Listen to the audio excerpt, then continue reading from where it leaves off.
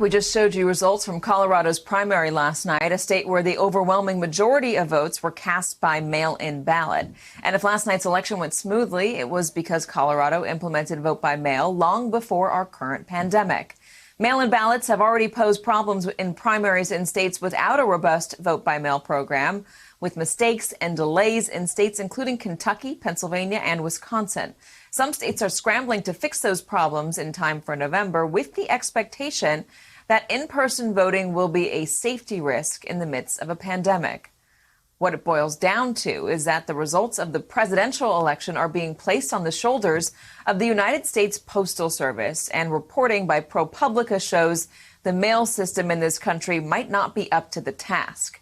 Joining me now is one of the authors of that piece, Ryan McCarthy, elections reporter at ProPublica. So, Ryan, this is a story that is not getting any attention, frankly, and it's a worrying one. The president keeps talking about fraud, but there are real concerns about the ability of the USPS to deliver mail-in ballots on time to voters and then to get them back to election headquarters, secretaries of state, election boards, in order for them to be counted on time. What does your reporting show us?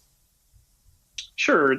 So we spent a couple of months investigating whether or not the U.S. Postal Service, in its current cash-strapped state during a pandemic, is up to the task of delivering an election that could be conducted largely by mail as states, grow their systems. And what we found was honestly really worrisome. The Postal Service, in addition to being, in financial dire straits, is also just not great at hitting its on-time goals over the last 5 years. It hasn't hit any of its goals for any type of first-class mail in 5 years. For election mail, some areas, particularly in swing states like Wisconsin and Florida and Ohio, are delivering something like 84% of their election mail on time. And so if you play that out across a national election with large vote by mail operations across many states, then you get thousands, hundreds of thousands, perhaps even millions of ballots that just get there late. And as a system, politically, I'm just not sure we've grappled with that yet. When you're talking about thousands, hundreds of thousands, millions of votes not getting there on time, ballots not getting there on time, that could be enough to sway the election in any given direction, especially in swing states like Pennsylvania or Michigan. Donald Trump only won Michigan by a few thousand votes in 2016. Sure, I think that's right. I think what election officials and experts have been warning pretty much across the board is get ready for an election where the results are not announced on election night. And part of that is because of mail delays. What voters may not realize is that the U.S. Postal Service's official advice is to get your ballot in the mail 7 days ahead of time.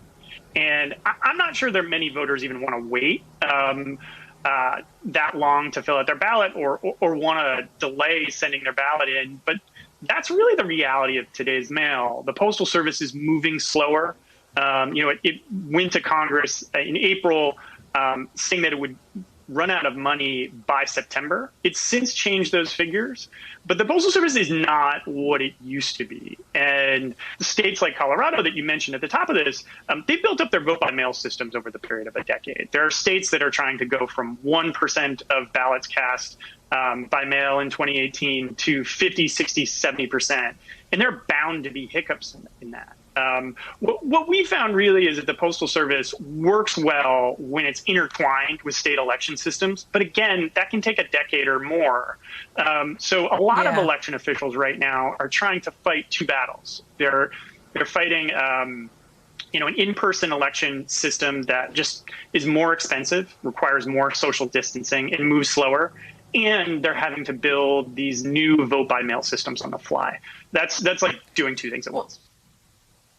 Well, let me ask you this. If you are watching at home right now and you're saying to yourself, hey, I want to vote by mail because I'm not confident that I should be going out and voting in person in the middle of a pandemic, are you saying that they should maybe try to drop off their ballot in person? Are you saying if they mail it 2 weeks early, 3 weeks early, they're going to be in a better position than they would normally be? I mean, how confident can you be that if you mail in your vote, that it's actually going to get counted? Well, if you look at the overall election mail on-time delivery rates stats for the Postal Service for election mail, something like 4 to 5% of ballots just arrive late. And if you're comfortable taking that chance, that's sort of one thing. But I think the Postal Service advice is really the best move. And that is to send your ballot in the mail at least 7 days ahead of your local deadlines. In terms of requesting ballots, I would do that as soon as possible, just because how your election run is often dependent on who your local election officer is and how much money they have, how much staff they have.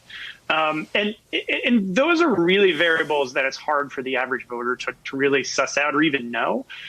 So get your ballot in really soon, get your ballot request in really soon, and send your ballot in way ahead of time, because everything is under strain in our society right now. And the U.S. Postal Service and election offices are no different. Hello, YouTubers. If you're watching this, it means you've checked out our channel, so thank you. Now do me a favor, subscribe by clicking on that button down there. Click on any of the videos to watch the latest interviews and highlights from MTP Daily and MSNBC. You can get more Meet the Press content every morning in the First Read newsletter. If you're tired of content that you don't know anything about where it came from, you don't have to have that problem with us. NBC News, MSNBC, MTP, and the Meet the Press mindset right here for you on YouTube. Subscribe now.